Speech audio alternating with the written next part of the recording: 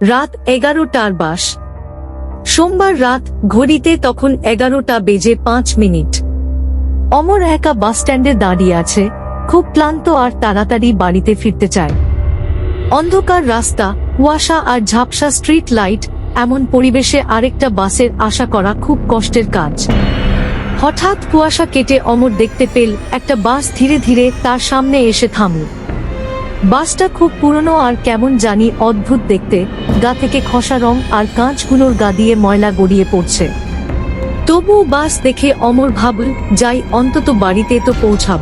সে বাসে উঠে বসতে না বসতে খেয়াল করল বাসের ভেতর অদ্ভুত অন্ধকার আর গুমোট গন্ধ।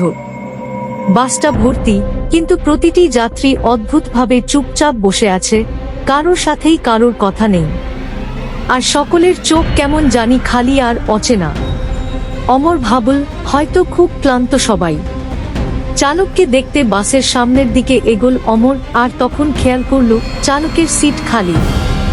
বাস তবু কিসের জোরে, কিসের খেয়াল খুশিতে অন্ধকার রাস্তা দিয়ে ছুটে যাচ্ছে। অমরের কপালের ঘাম জমতে শুরু করল। হঠাৎ বাসের অন্ধকার কোণ থেকে ভেসে এল খস খস আর কিসফিস করে অজানা কণ্ঠস্বর। নামতে চাও না, নামতে চাও না। পাশের সিটে বসা অচেনা এক বৃদ্ধা কঙ্কালের মতো হাতে অমরের হাত চেপে ধরে ধীরে ধীরে কানে কানে বলে উঠল, যেখানে যাচ্ছে এই বাস আর নামা হয় না, চিরদিন যেতে হয়। চমকে উঠল অমর। তার চারপাশে যত যাত্রী বসেছিল, ততক্ষণে তারা আর মানুষ নেই।